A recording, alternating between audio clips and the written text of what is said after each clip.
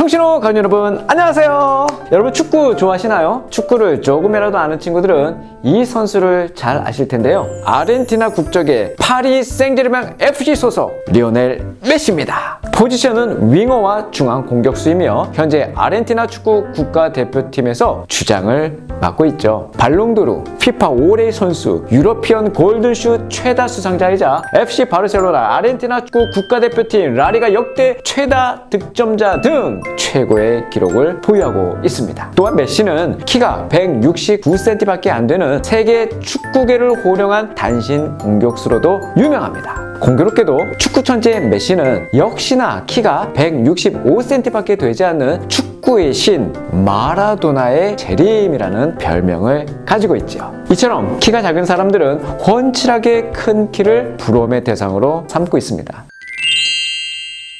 프랑스 철학자 몽테뉴는 나의 키는 평균이 조금 안 됩니다. 키가 작은 것은 외형상 단점일 뿐 아니라 불편하고 짐이 되기까지도 한다 라고 말했습니다. 그는 신체적인 위험에서 나오는 권위는 큰 역할을 하기 때문에 키는 인간이 지닌 유일한 아름다움이죠 라고까지 말했습니다. 이처럼 큰 키가 주는 장점은 두말하면 잔소리죠. 키가 커 보이고 싶은 사람들의 욕망은 끝이 없습니다. 키 컸으면 이란 개그가 종전에 큰 히트를 친 것도 사람들에게 큰 공감을 얻었기 때문이겠죠. 키 크는 영양제부터 운동기구까지 별의별 상품이 불티나게 팔립니다. 남성은 키높이 구두와 깔창으로, 여성은 아찔하게 높은 키힐을 신어서 숏다리를 롱다리로 보이게 하려고 하죠. 구두굽 높이가 무려 22.5cm에 달하는 슈퍼 하이힐도 있으니 큰 키를 향한 동경과 열망은 두말하면 숨이 차네요. 모든 생물은 자라는 시기가 정해져 있습니다. 사람도 예외가 아니죠. 대체로 사람의 성장 시한은 20세 전후이라고 합니다. 보통 사춘기 때 3, 4년 동안 급격히 자라다가 이 시기가 지나면 성장 속도가 차츰 떨어져서 20세 전후에 키가 거의 자라지 않습니다. 지금부터 잘 들으셔야 합니다. 키 크는 비법 대방출. 키가 쑥쑥 크려면 사춘기를 어떻게 관리하느냐에 달려있어요. 우선 8시간 이상 밤잠을 충분히 자야 합니다. 성장에 직접적으로 관여하는 성장 호르몬이 대부분 잠자는 동안에 분비되기 때문이에요. 이 성장 호르몬은 대뇌 아래에 있는 콩알 크기의 뇌 하수체 전엽에서 분비되는 단백질 호르몬입니다. 깊은 잠을 자는 동안에만 이 호르몬이 나오는데요. 잠들기 시작해서 1시간 이후, 시간대로는 밤 10시에서 새벽 2시 사이에 가장 많이 분비된다고 합니다. 성장 호르몬은 키 성장에 크게 관여하는 뼈와 근육에 영향을 미치고 특히 주목할 곳은 바로 성장판이에요. 성장에 관여하는 이 성장판은 우리 몸의 곳곳에 있는데요. 손, 발가락, 머리, 어깨, 무릎, 발무릎 곳곳에 있어요. 그래서 운동이 중요합니다. 성장판을 자극하는 그 운동 말이죠. 그 운동에는 수영, 농구, 배구, 태권도, 걷기,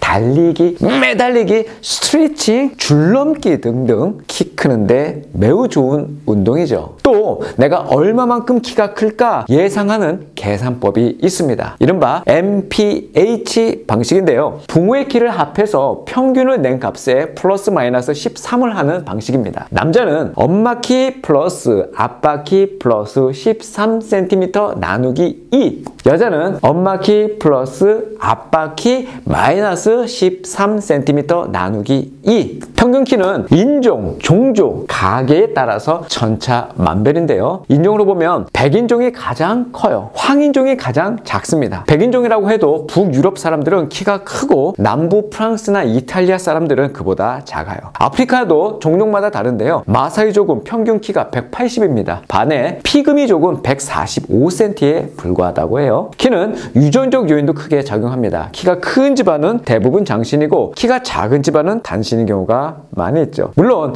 키가 전적으로 유전에 의해 결정되는 것은 아닙니다. 키는 유전적 요소와 환경적 요인이 작용한 결과물이기 때문이에요. 일본의 생활의학 전문가인 가와하라 아이요시 박사가 키 크는 비결이라는 책에서 키를 좌우하는 요인 중에 유전자가 23%, 후천적 노력, 즉 영양, 운동, 생활환경, 성병, 기타 등등이 있다고 분석했어요. 같은 민족이지만 남한 청소년들은 북한 청소년보다 평균 신장이 10cm 이상 큽니다. 때로는 같은 부모 밑에서 자란 형제인데도 키가 제각각일 때가 있습니다. 또한 미국의 경영 전문가 토머스 사마라스는 당신 키의 진실이라는 책에서 작은 키의 이점에 대해서 역설했습니다. 작을수록 장수하고 균형 감각이 뛰어나고 지능도 더 높을 가능성이 크다라는 것이었습니다. 세계적으로 키 작은 영웅들이 많다는 것이 그의 주장인데요. 피카소 162.5cm, 볼테르 160cm, 가가린 157.4, 덩샤오핑 등이 대표적인 작은 거인이라고 합니다. 또한 그는 키가 클수록 그에 비례해서 민첩성이 떨어지고 지구력이 떨어질 가능성이 높다고 말합니다. 그래서 우주비행사나 카레이서, 전차, 잠수함 탑승자, 저격수 등 일부 직업에는 단신, 키가 작은 사람만 뽑는다고 해요. 주로 좁은 공간에서 있는 그 직업인들은 단신이 훨씬 유리한 것이죠. 그래서 우주비행사는 키가 180cm가 넘어가면 비결격 사유라고 합니다. 키 작은 것도 꼭 나쁜 것만은 아니네요. 오늘 성경에서 우리가 만날 사람은 키가 작은 사람인데요. 그 사람을 소개합니다. 여러분 많이 들어보셨죠? 삭개오라는 사람인데요. 이 이름의 뜻은 깨끗한 자라는 뜻입니다. 이 삭개오는 당시 여리고라는 지역에 살던 사람인데요. 그 지역에서 독특한 직업을 가진 사람입니다. 바로 세리예요. 세금 걷는 사람, 그 중에서도 왕, 바로 세리장이었습니다. 한마디로 여리고 세무서 서장님이 삭개오였던 것이죠. 당시 여리고라는 도시는 국경도시였고 향료의 생산지였습니다. 여리고 세무서 서장인 이 삭개오가 그 도시에서 백성들에게 세금을 걷습니다. 그리고 그 도시를 지배하고 있는 국가, 바로 로마 정부에게 다시 이 세금을 바치는 일을 한 것이죠. 백성들은 삭개오를 향해서 이렇게 얘기합니다. 면허증을 가진 강도, 이렇게 말이죠. 멸시와 천대를 받았던 이 삭개오, 그는 돈이 있었던 부자지만 늘 외로웠겠죠. 어느 날 예수님께서 그 여리고로 지나가시게 됐는데 엄청난 인파 때문에 키가 작은 삭개오가 예수님을 보기 위해 뽕나무 위로 올라갑니다. 그때 뜻밖의 행운을 맛보게 되죠. 나무 위로 올라간 삭개오를 향해서 예수님께서 이렇게 말씀하신 겁니다. 삭개오야, 어서 내려오너라. 내가 오늘 내 집에서 묵어야 하겠다. 그렇게 삭개오는 그날 예수님을 자신의 집에 모시게 됩니다. 그날 삭개오는 너무나 기뻐하며 자기 소유의 절반을 가난한 자들에게 나누어주고 자기가 억지로 빼앗은 것이 있다면 무려 4배로 갚겠다고 약속까지 합니다.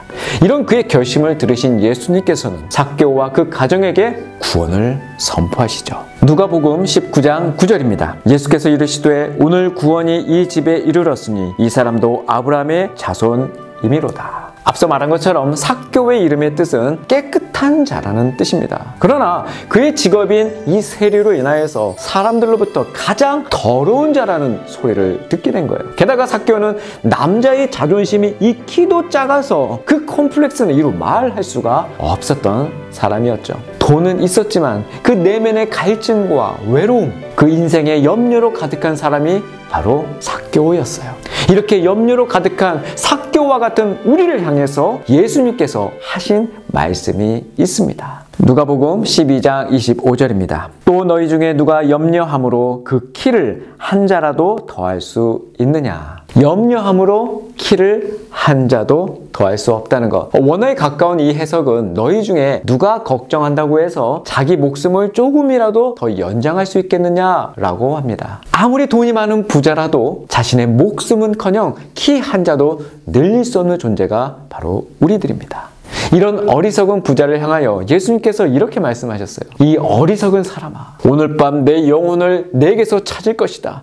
그러면 네가 너를 위해 장만한 것들을 다 누가 갖게 되겠느냐. 여러분, 자기를 위해 재물을 쌓아두면서도 하나님께 대하여 부유하지 못한 사람을 우리는 어리석은 부자라고 하는 거예요. 삭개오는 더 이상 어리석은 부자가 아닙니다. 그는 예수님의 초청에 응답했기 때문이에요. 삭개오는 그동안 자신의 돈으로 자신의 컴플렉스를 감추었고 자신의 외로움을 달랬어요. 그러나 더 이상 자신의 돈을 의지하지 않기로 결심했죠. 그리고 어쩌면 삭개오는 자기 집에서 누가복음 12장에서 하신 예수님의 말씀을 들었는지도 몰라요. 그 말씀은 이겁니다. 소유를 팔아 자선을 베풀라. 너희는 자신을 위해 닳지 않은 지갑을 만들어 없어지지 않는 재물을 하늘에 쌓아두라. 그곳에는 도둑이 들거나 좀먹는 일이 없을 것이다. 너희 재물이 있는 곳에 마음도 가는 법이다. 사랑하는 청신호 가족 여러분, 청소년 시절에는 키가 정말 중요합니다. 남들만큼 커야 하고 남들만큼 생겨야 인정이란 걸 받으니까 말이죠. 그러나